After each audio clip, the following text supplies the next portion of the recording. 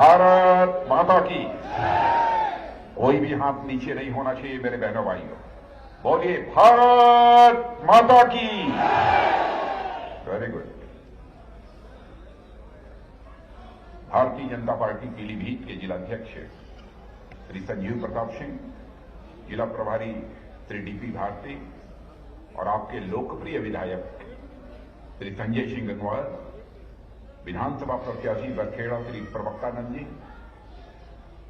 और हमारे विधानसभा प्रत्याशी श्री पूरनपुर श्री बाबूराम जी पासवान, बहुत अच्छे, श्री विवेक वर्मा विधानसभा प्रत्याशी बीसलपुर, सुरेश गंगवार सभापति पीसीयू, श्री विनोद तिवारी जो हमारे बड़े पुराने मित्र हैं, प्रदेश कार्य समिति सदस्य श्री सत्यपाल गंगवार जिला कार्य समिति सदस्य, श्री गुरभाग सिंह जी जिला पंचायत अध्यक्ष और श्री गुलशन आनंद विधानसभा प्रभारी, श्री धीरेन्द्र मिश्रा, श्री संजीव मोहन अग्रवाल और इस सभा में मौजूद मेरे सभी सम्मानित बहनों एवं भाइयों।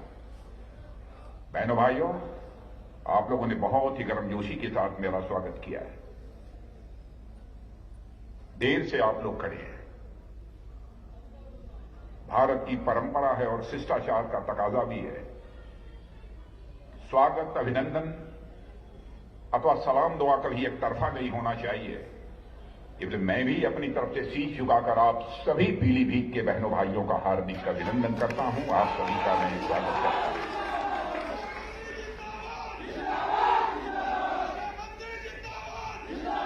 बहनों भाइयों, लंबे अरसे के बाद किसी सार्वजनिक सभा को संबोधित करने के लिए पीलीभीत में मैं आया हूं। जिम्मेदारी बढ़ जाने के कारण सारे देश का दौरा करना पड़ता है। इसलिए चाहते हुए भी यहां आना विगत कई वर्षों से नहीं हो पाया। आज मौसम का मिजाज भी ठीक नहीं था। मुझे लखीमपुर जाना था। लखीमपुर जाकर भी मेरा हेलीकॉप्टर वहां पर लैंड नहीं कर पाया। फिर वापस मैं बरेली आया। पायलट ने मुझे बतलाया कि पीलीभीत में मौसम ठीक नहीं है। बहनों भाइयों, मैंने फैसला किया कि मैं पीलीभीत जाऊंगा। मौसम का सीना चीर कर मैं पीलीभीत जाऊंगा और आज सबके बीच में यहां पर मौजूद।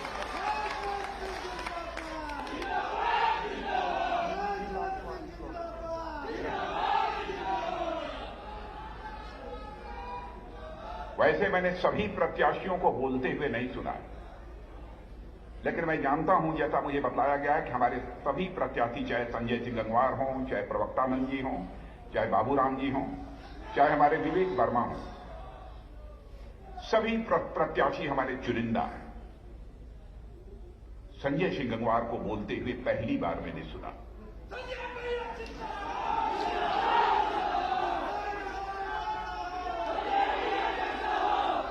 बहनों भाइयों, मैं कह सकता हूं कि आपके विधायक संजय सिंह गंगवार की आवाज में खनक थी।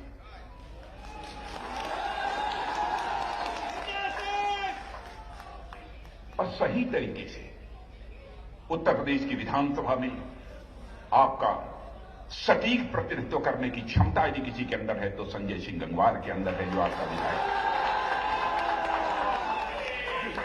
वैसे ही हमारे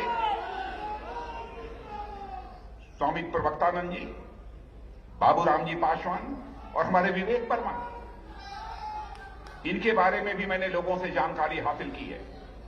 सबकी अपनी अपनी विशेषताएं हैं।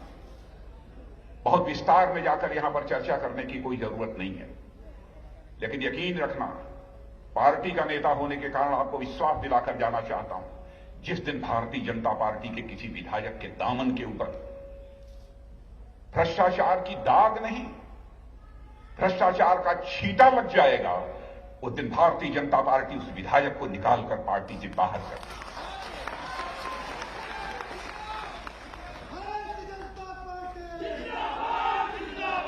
आप ये कहेंगे कि आपके पास क्या प्रमाण है? दिल्ली में आप लोगों ने हम लोगों की सरकार बनाई 2014 में, और उसके पहले हमारे आदरणीय अटल बिहारी वाजपेयी जी, उनकी भी सरकार आप लोगों ने केंद्र में बनाई। कांग्रेस की सरकारों को भी इस हिंदुस्तान में काम करते हुए मेरे बहनों भाइयों आप लोगों ने देखा है, जब जब कांग्रेस की सरकारें आई है, भ्रष्टाचार के गंभीर आरोप लगे हैं, यहां तक कि मंत्रियों को जेल की हवा खानी पड़ी है। चाहे हमारी उत्तर प्रदेश की सरकार हो योगी आदित्यनाथ जी के नेतृत्व में, चाहे हमारे मोदी जी की सरकार हो दिल्ली में, बहनों भाइयों, कोई मां का लाल उंगली उठाकर नहीं कह सकता है कि किसी मंत्री के दामन के ऊपर कोई भ्रष्टाचार की दाग लगी हुई हो, या कोई नहीं कह सकता। और हमारे प्रधानमंत्री ने भ्रष्टाचार पर काबू पाने के लिए बहुत सारे सुधारात्मक कदम, रिफॉर्मेटिव स्टेप्स उठाए हैं। मैं एक उदाहरण का केवल आपको देना चाहता हूं। क्या पिछली सरकारें इन सब सारे कामों को नहीं कर सकती थी? भ्रष्टाचार को रोकने के लिए कुछ न कुछ सुधार नहीं किए जा सकते थे? लेकिन नहीं किया। मैं एक उदाहरण देना चाहता हूं। यहां पर हमारे किसान मौजूद हैं। बहनों भाइयों, किसानों के खातों में 6,000 रुपया प्रतिवर्ष पहुंच रहा है कि नहीं पहुंच रहा है, मैं आपसे पूछना चाहता हूं। लेकिन मैं आपको याद दिलाना चाहता हूं कि राजीव गांधी जी जब भारत के प्रधानमंत्री थे, एक बार उन्होंने चिंता व्यक्त की थी। प्रधानमंत्री होता है, किसी भी राजनीतिक पार्टी का हो, मैं उसका सम्मान करता हूं, क्योंकि प्रधानमंत्री व्यक्ति नहीं होता है, संस्था होता है। लोकतांत्रिक व्यवस्थाओं में संस्थाओं की इज्जत की जानी चाहिए, सम्मान किया जाना चाहिए, तभी हमारा लोकतंत्र मजबूत होगा। लेकिन यही राजीव गांधी जी ने एक बार अपनी लाचारी व्यक्त करते हुए कहा था, क्या करें, 100 पैसा मैं दिल्ली से भेजता हूं नीचे, लेकिन बामुश्किल 15 पैसा पहुंच पाता है लोगों की जेबों में, 85 पैसा भ्रष्टाचार की भेंट चढ़ जाता है। लेकिन हमारे प्रधानमंत्री मोदी जी ने ऐसी व्यवस्था सुनिश्चित की, बहनों भाइयों, 6,000 रुपया भी दिल्ली की बैंक से निकलता है तो 6,000 का 6,000 आपके जेब में पहुंचता है। एक ऐसी मुकम्मल व्यवस्था है। भ्रष्टाचार पर अंकुश लगाने के लिए और भी जितने प्रभावी कदम होंगे, यकीन दिलाते हैं आपको, वो हमारी सरकार उठाएगी। डिजिटाइजेशन का सिलसिला हमारी सरकार ने प्रारंभ किया है भ्रष्टाचार पर काबू पाने के लिए। अन्य भी बहुत सारे ऐसे कदम उठाए जाएंगे। बहनों भाइयों, पीलीभीत में सचमुच मुझे आकर बेहद खुशी हो रही है। लखीमपुर और पीलीभीत दोनों के इतिहास से मैं अच्छी तरह परिचित हूं। वैसे बहुत विकसित जिला न होने के बावजूद मैं कह सकता हूं, कृषि के क्षेत्र में, किसानी के क्षेत्र में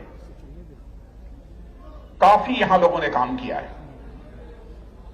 यहां हमारे सिख भाइयों के योगदान को मैं भूल नहीं सकता हूं। मेरे बहनों भाइयों, कृषि क्षेत्र में चाहे लखीमपुर हो चाहे यहां हो, जो उनका योगदान है, जो काम उन्होंने किया है।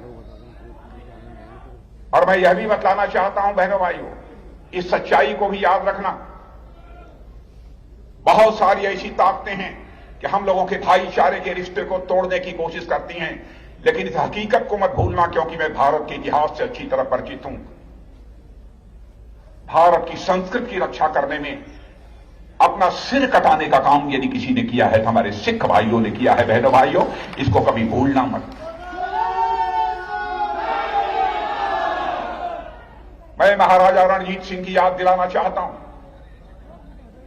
महाराजा रणजीत सिंह जी ने यदि अमृतसर के स्वर्ण मंदिर पर यदि सोने का छत्रप लगवाया, तो वाराणसी में काशी विश्वनाथ मंदिर के ऊपर भी छत्रप सोने का लगाने का काम किया था, तो महाराजा रणजीत सिंह जी ने किया। यह रहा है हम लोगों का इतिहास। बहनों भाइयों, यह कभी कलंकित नहीं होना चाहिए, क्योंकि आजकल कुछ बाहरी ताकतें भी, अपने अंदर की भी ताकतें इस हमारे रिश्ते को तोड़ने की कोशिश करती हैं, लेकिन इससे हम लोगों को बचने की कोशिश है। जहां तक भारतीय जनता पार्टी का प्रश्न है, मैं केवल भारतीय जनता पार्टी की बात नहीं कहता हूं, एक अपील करना चाहता हूं। आप हर राजनीतिक पार्टी और हर नेता की विश्वसनीयता को परखिए कि जो वह कहता है वह करता है कि नहीं करता। उसकी कथनी और करनी में अंतर नहीं होना चाहिए।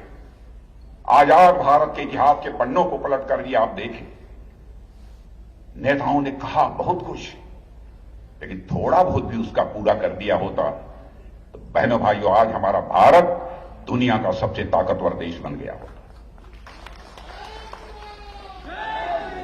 नेताओं की कथनी और करनी में अंतर होने के कारण ही भारत की राजनीति और भारत के नेताओं पर से जनता का विश्वास धीरे धीरे समाप्त होता चला गया।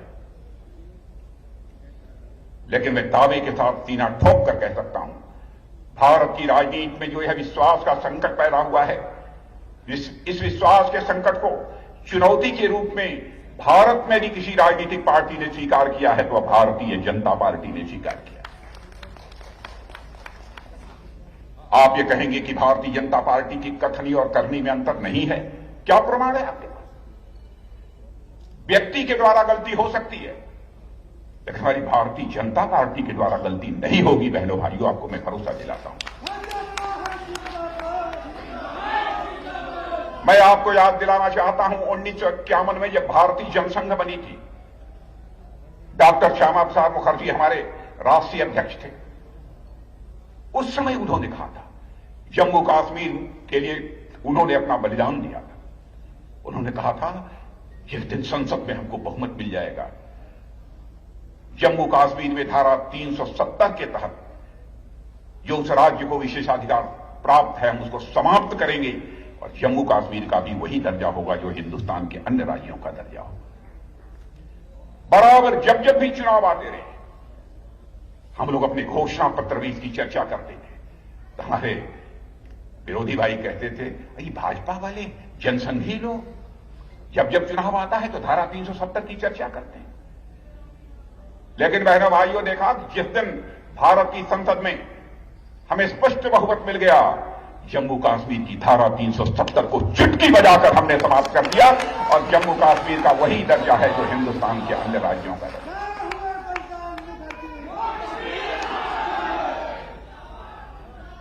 चाहे पाकिस्तान हो, चाहे अफगानिस्तान हो अथवा बांग्लादेश,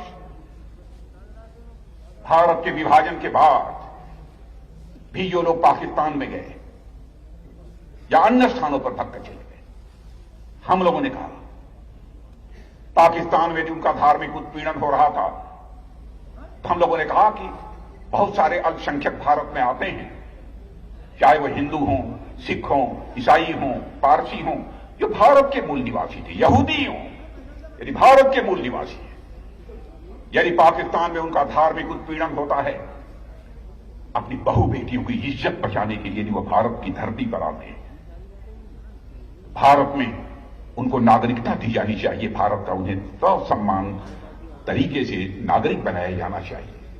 हम लोगों ने यह बात कही थी, लोग कहते थे कैसे करेंगे, बवाल हो जाएगा। सरकार बन गई बहनों भाइयों, संसद में बहुमत मिल गया, हमने नागरिकता के कानून को पारित कर दिया डंडे की चोट पर। यदि हमारा कोई भी अल्पसंख्यक इन देशों से यदि भारत में आएगा धार्मिक उत्पीड़न के कारण, हम उसको भारत की नागरिकता देंगे। ऐसे हालात हम लोगों ने पैदा किए हैं। यानी जो कुछ भी कहा हमने किया। राम मंदिर के बारे में जब भी बात होती थी, लोग कहते थे भाजपा वाले देश की जनता की आंखों में धूल झोंकते हैं। जब चुनाव आता है, राम मंदिर का मुद्दा अपने घोषणा पत्र में डाल देंगे, एक राम मंदिर बनवा पाएंगे। पहले भाइयों, देखा ऐसी परिस्थितियां पैदा हुई कि अयोध्या की धरती पर भव्य राम के मंदिर का निर्माण हो रहा है, दुनिया देख रही है।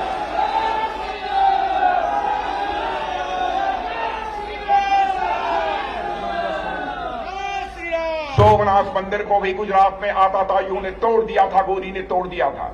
पहले हमारे राष्ट्रपति डॉक्टर राजेंद्र प्रसाद जी, उन्होंने उसका पुनर्निर्माण कराया। लेकिन सोमनाथ के मंदिर को भी भव्य स्वरूप देने का काम यदि किसी ने किया तो भारत माता के सपूत श्री नरेंद्र भाई मोदी ने किया।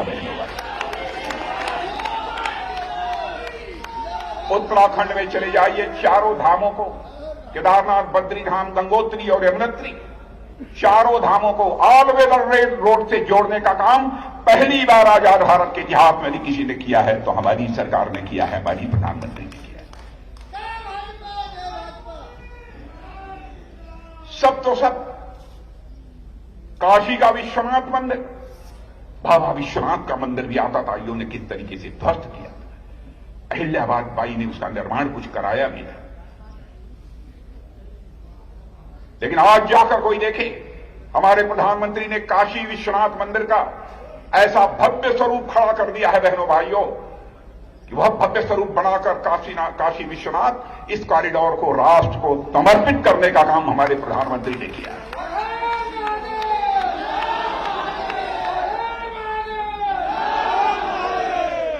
बहनों भाइयों, हम केवल मंदिर नहीं बनाते, हम लोकतंत्र का भी मंदिर बनाते हैं। भारत की संसद पता नहीं कब की बनी हुई थी, अंग्रेजों के समय की। हमारे प्रधानमंत्री ने फैसला किया अब भारतवासियों के हाथ से वो संसद बनना चाहिए, लोकतंत्र का मंदिर बनना चाहिए। और आप देख लेना, 1 साल के अंदर ही नई संसद दिल्ली में आपको देखने को मिलेगी, भव्य संसद का भवन आपको देखने को मिलेगा।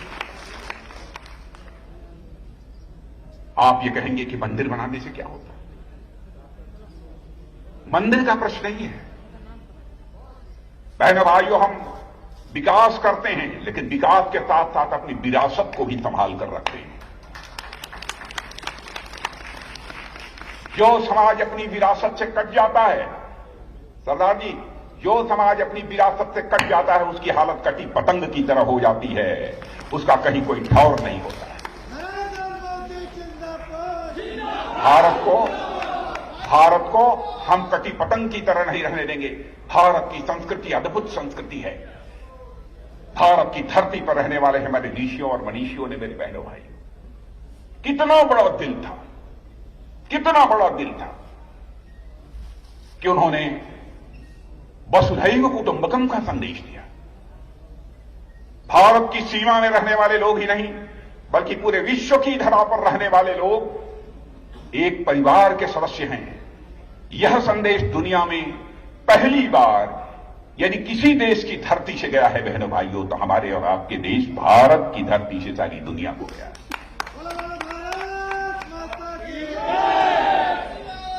हमें जातिवाद, क्षेत्रवाद, संप्रदायवाद यह कतई मंजूर नहीं है।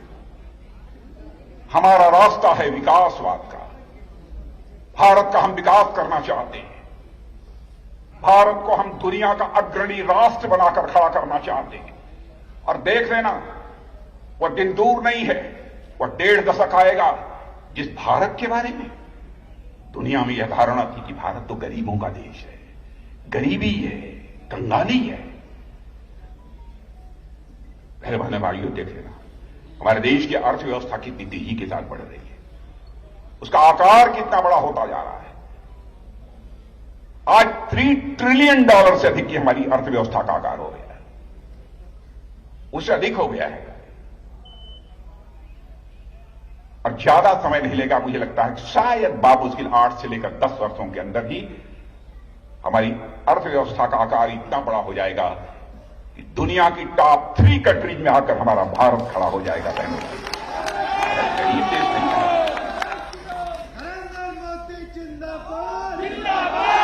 और मैं तो अपने प्रेस के मित्रों से भी कहना चाहता हूं, हमारी कोई भी बात गलत हो उस पर वह टिप्पणी कर सकते हैं, मैं पूरी आजादी देता हूं। क्योंकि मैं जनता की आंखों में धूल झोंककर जिंदगी में कभी राजनीति नहीं की है, उनका समर्थन नहीं मांगा।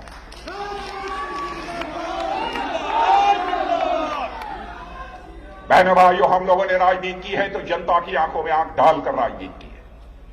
जनता की आंखों में धूल झोंककर हम राजनीति कभी नहीं करेंगे।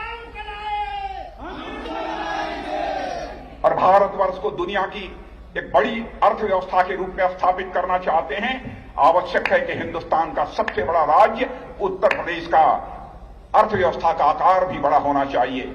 और मैं बधाई देना चाहता हूं अपने मुख्यमंत्री योगी आदित्यनाथ को कि बहनों भाइयों, 2017 में जब उन्होंने सत्ता की बागडोर संभाली थी, उत्तर प्रदेश की अर्थव्यवस्था का आकार 11 लाख करोड़ रुपया था। 5 वर्ष के अंदर इसे पहुंचाकर 21 लाख करोड़ करने में कामयाबी आई। कैसे विकास होगा?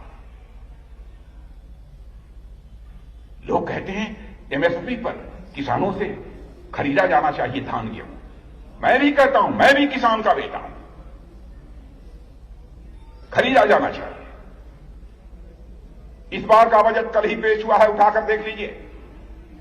हमारी सरकार ने धनराशि एलोकेट कर दी है 2,37,000 करोड़ रुपया कि धान और गेहूं मिनिमम सपोर्ट जो प्राइस है उसी पर खरीदी जाएगी।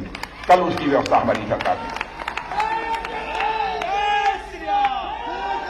2,37,000 करोड़ रुपया आज तक भारत के इतिहास में कभी नहीं हुआ कि केंद्र सरकार ने इतनी धनराशि कभी भी मिनिमम सपोर्ट प्राइस पर, न्यूनतम समर्थन मूल्य पर धान और गेहूं खरीदने के लिए कभी सुनिश्चित की हो।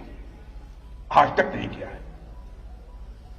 जब तक गरीब का विकास नहीं होगा, मध्यम वर्गीय लोगों का विकास नहीं होगा, तब तक जिस हम आर्थिक समानता को लाने की बात करते हैं, वह आर्थिक समानता भी नहीं लाई जा सकती।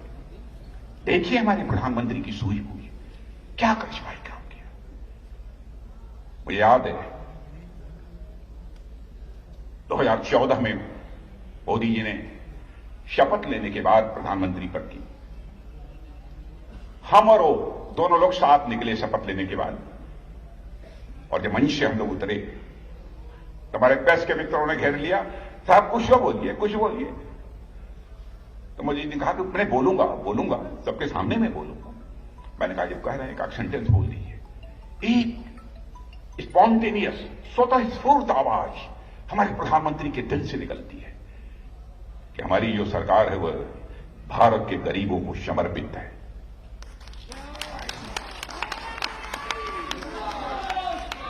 कंठ के ऊपर से निकली हुई आवाज नहीं थी, कंठ के ऊपर से निकली हुई आवाज नहीं थी, यह दिल की आवाज थी। कौन प्रधानमंत्री चिंता करेगा बहनों भाइयों। झोपड़ी में रहने वाली हमारी माताओं बहनों की इज्जत होती है, उनकी भी इज्जत और अस्मत की सुरक्षा होनी चाहिए। शौचालय के लिए, शौच के लिए उन्हें बाहर न जाने की नौबत न आए। शौचालय उस गरीब माता के घर में भी होना चाहिए।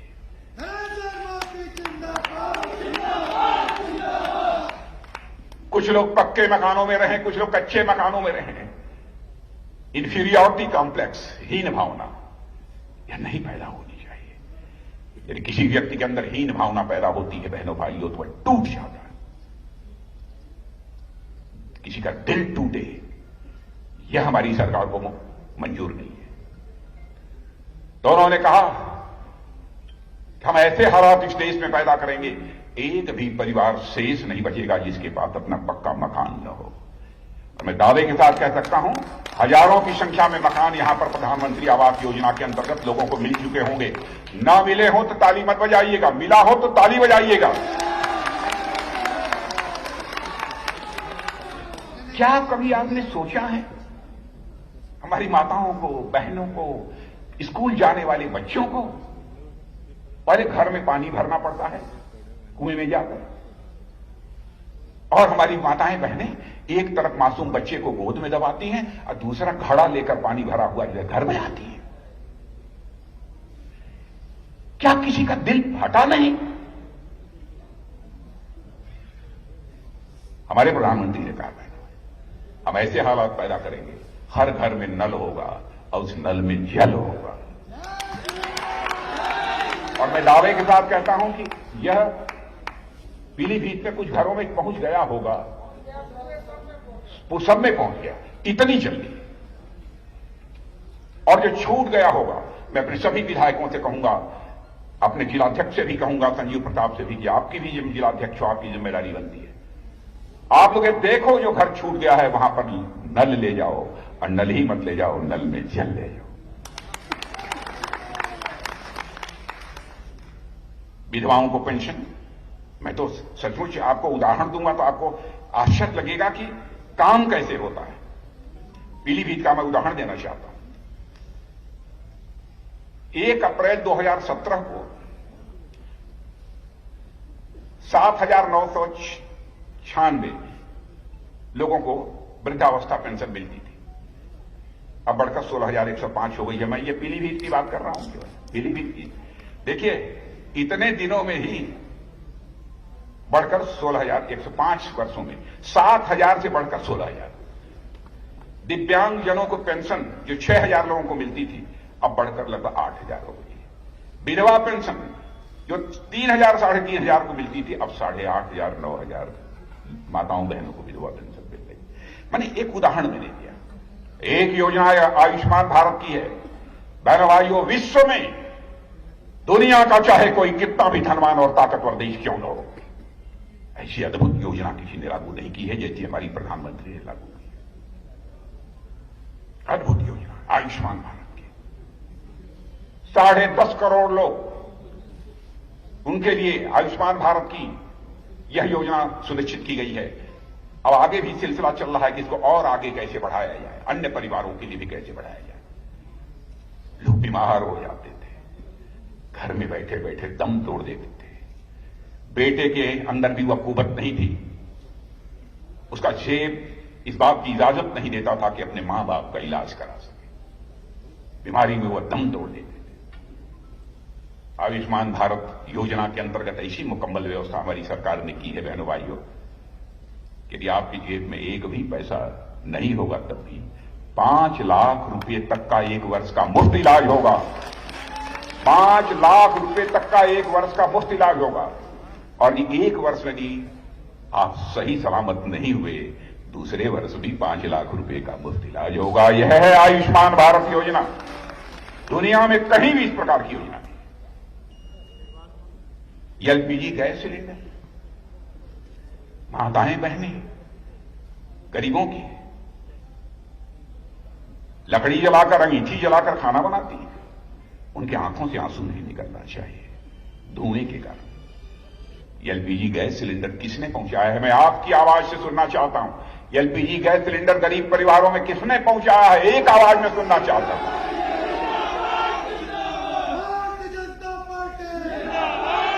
कई ऐसी बहनों भाइयों, एक पार्टी इस समय समाजवादी पार्टी की सरकार को भी काम करते हुए आपने इस उत्तर प्रदेश में देखा है। हम लोगों की भी सरकार को काम करते हुए आपने देखा। हम लोग कितने सुधारवादी हैं। इसमें जो पुराने लोग होंगे उनको एक बात याद होगी। मैं एक बार शिक्षा मंत्री था 1991 में। पुराने लोग हैं, कुछ किसी को याद है कुछ लोग? हाँ, याद है।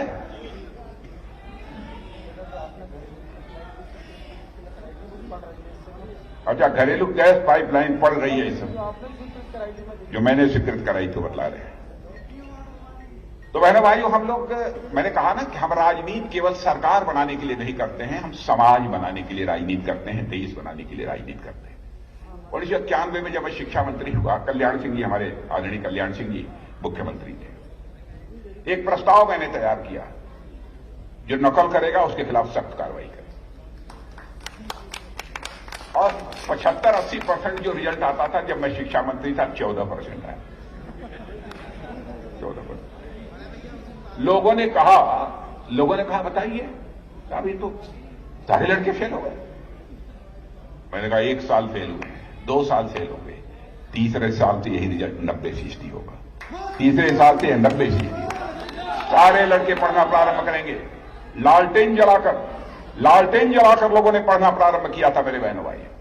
लेकिन मुलायम सिंह जी, अगला चुनाव था, मुलायम सिंह जी ने कहा, ऐ मेरे उत्तर प्रदेश के नौजवानों, मुलायम सिंह जिस दिन मुख्यमंत्री बन जाएगा, मुख्यमंत्री बनते ही पहला आदेश करेगा कि नकल विरोधी कानून समाप्त कर दिया जाए और बच्चों को खुली आजादी दे। क्या आप ऐसे लोग नेताओं से आप कल्पना करते हैं? ऐसी राजनीतिक पार्टी से? मैं नेता की बात नहीं करता हूं, मैं पार्टियों की बात करता हूं, क्योंकि किसी व्यक्ति के खिलाफ मैं कभी आरोप नहीं लगाता। क्या ऐसी राजनीतिक पार्टियों से देश का कल्याण हो सकता है? मैं समाजवादी पार्टी के लोगों से पूछना चाहता हूं, क्या कारण है जब भी आपकी हुकूमत आती है राज्य में गुंडागर्दी बढ़ जाती है? क्या कारण है कि जब आपकी सरकार बनती है दंगे होते हैं? क्या कारण है कि माताओं और बहनों की इज्जत और अफमत टूटी जाती है? क्या कारण है कि हिंदू और मुस्लिम के बीच आप तफरका पैदा करके वोट हासिल करते हैं?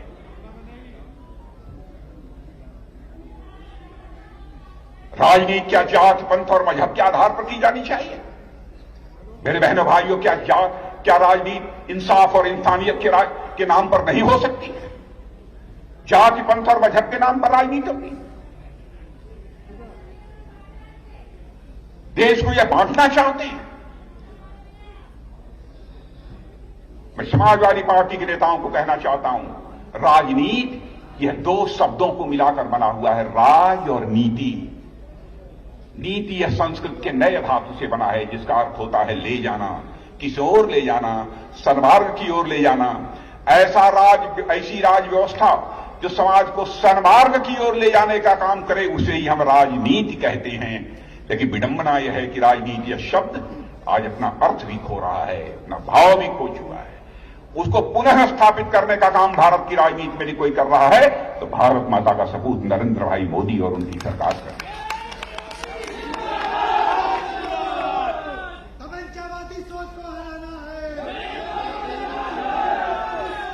बहनों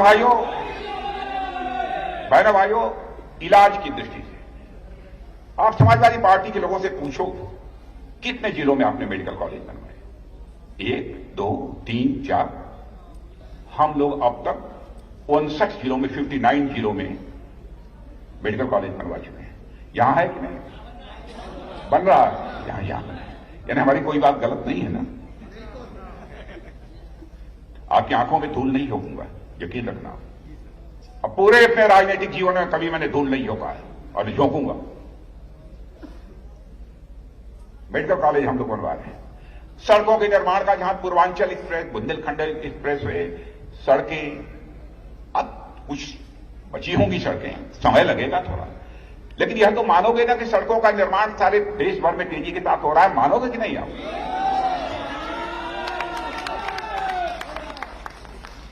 यह सब सारा काम तेजी के साथ हो रहा है।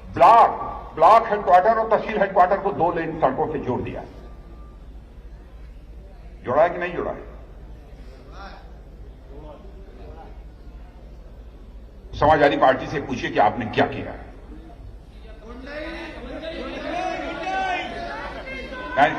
उनको समझाइए, ऐसा मत करिए। देखिए, आपने सुना है समाजवादी पार्टी की नैया डूब रही है, मालूम है कि नहीं? अब डूबते हुए को तिनके का सहारा, अब डूबते हुए को तिनके का सहारा। अब कोई सहारा नहीं है तो लाल पोटली का सहारा।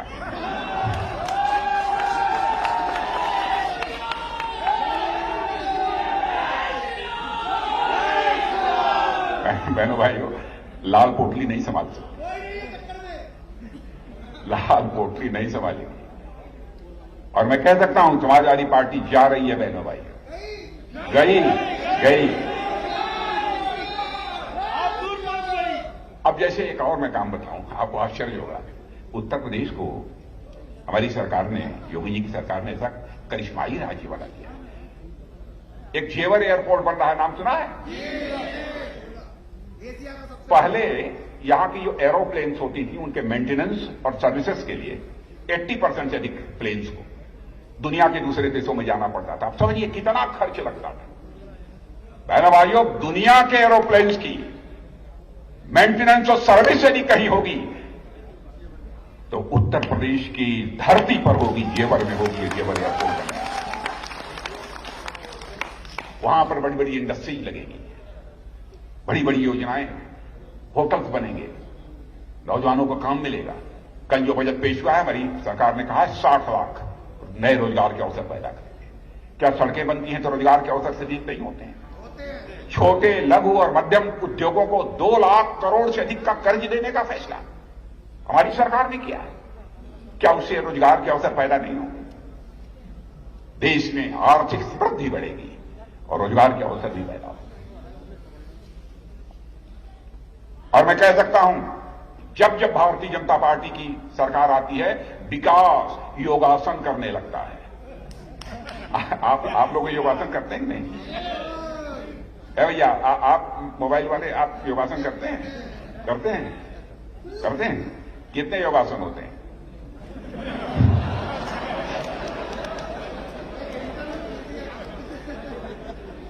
हमारे उत्तर प्रदेश में विकास योगासन कर रहा है। आप लोगों ने मालूम है कितने होते हैं? वैसे मान्यता प्राप्त तो वैसे 84 योगासन है।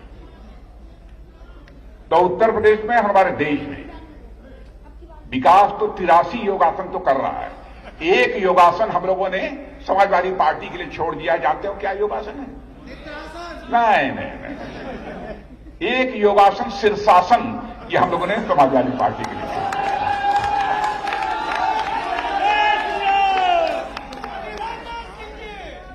अब ऐसा है क्योंकि जो विकास हुआ होगा वो भी साफ हो जाएगा, इसीलिए मैं कहता हूं उसको उल्टा कर देंगे। तो ये कोई बात हम लोगों ने विपक्ष के लिए छोड़ दिया कि भाई आप लोग करो। तो बहनों भाइयों, आपका समर्थन चाहिए, मिलेगा? नहीं, मैं पीछे के लोगों से पूछना चाहता हूं, जो हाथ उठाकर बताइए, मिलेगा? अरे मेरे मीडिया के मित्रों, अब तो देखो हाथ, अब तो उठाकर देखो, हाथ उठाकर बता दीजिए मेरे बहनों भाई, मिलेगा?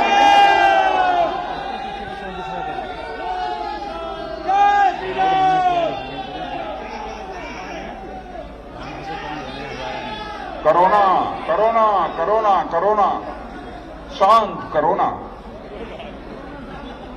बहनों भाइयों, हमारे देश की सरकार और उत्तर प्रदेश की सरकार ने करिश्माई काम किया है कोरोना महामारी से निपटने के लिए, कोविड महामारी से निपटने के लिए करिश्माई काम किया है, जिसकी सराहना सारी दुनिया में हो रही है। अमेरिका, फ्रांस, ब्रिटेन जैसे लोग, तबाही मची हुई है। लेकिन चाहे हमारे उत्तर प्रदेश की सरकार हो, केंद्र सरकार ने जितने प्रभावी कदम उठाए हैं बहनों भाइयों, दुनिया की किसी सरकार ने नहीं उठाए हैं। जितने लोगों का टीकाकरण यहां पर हुआ है, दुनिया में किसी देश का टीकाकरण नहीं हुआ, इतने कदम उठाए। इसलिए मैं कहना चाहता हूं, नए भारत का भी हमको निर्माण करना है, तो बहनों भाइयों, उत्तर प्रदेश भी हमारा नया उत्तर प्रदेश बनना चाहिए, नया उत्तर प्रदेश बनना चाहिए। यह मैं आप सबसे अपील कर रहा हूं। तो चलूं, अब हमारे प्रत्याशियों को पहचानते हैं? क्या नाम है हमारे? अच्छा अच्छा अच्छा अच्छा अच्छा। बहन भाई, मझोला चीनी मिल की बात कही है इन्होंने भी, संजय सिंह गंगवार ने। कुछ मामला गड़बड़ है? बंद है, बंद है। मैं योगी जी से भी चर्चा करूंगा, निश्चित रूप से मैं उनसे मैं खुद चर्चा करूंगा मझोला चीनी मिल के बाद। और यह हो तो आप लोग एक बार मिलिएगा, उसके बाद मैं स्वयं बात करूंगा। समस्या है कि मैं बात करूंगा, पूरी कोशिश करेंगे। और हमारे दूसरे प्रत्याशी विवेक वर्मा जी, हमारे दूसरे प्रत्याशी विवेक वर्मा जी, प्रवक्तानंद जी को तो जानते ही होंगे, बस ये भी योगी जी वाले बेस में। और हमारे चौथे बाबूराम जी, तो आप लोग जिता देंगे पक्का? और ये चार के चारों जीत जाएं, यदि चार के चारों जीत जाएं,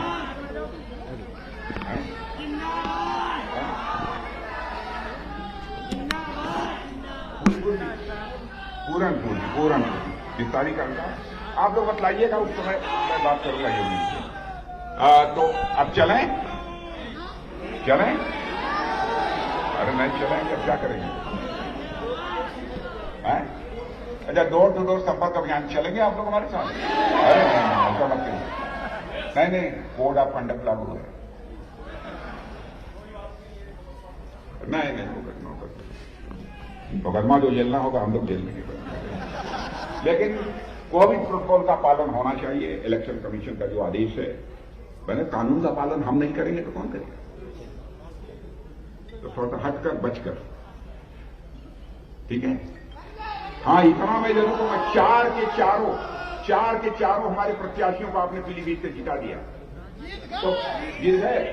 तो बहनों भाइयों, एक बार मैं कहूंगा इनके जिलाध्यक्ष से और चारों अपने विधायकों से भी, एक बार कभी भी जब भी फुर्सत मिले, एक बार मुझे फिर से पीलीभीत की धरती पर बुला लेना।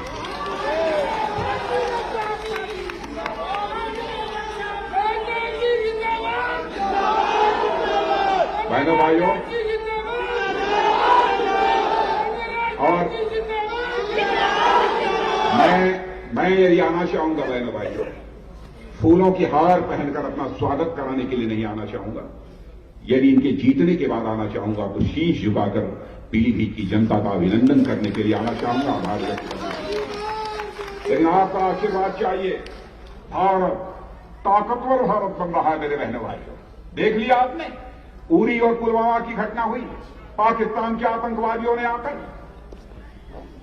भारत में हमारे कुछ पैरामिलिट्री फोर्सेस के जवानों पर हमला किया। आज तक नहीं हुआ। हमारे प्रधानमंत्री ने हम 2-3-4 लोगों को बुलाकर चटपट निर्णय कर दिया और हमने ये संदेश दे दिया, सर्जिकल स्ट्राइक हुई, एयर स्ट्राइक हुई, दुनिया को संदेश दे दिया, भारत अब कमजोर भारत नहीं है, भारत ताकतवर भारत है। भारत अब जो हमारे साथ नापाक हरकत करेगा उसको इस पार भी मार सकता है, जरूरत पड़ी तो उस पार भी जाकर मार सकता है। यह भारत के है।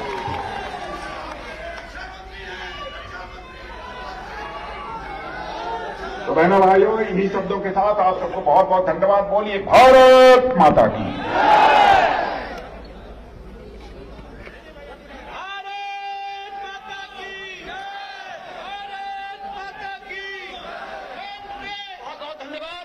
भारत के रक्षा मंत्री का जिला अध्यक्ष भाई संजीव प्रताप सिंह जी आभार व्यक्त करें। इस कार्यक्रम को स्वीकृत किया जाता है।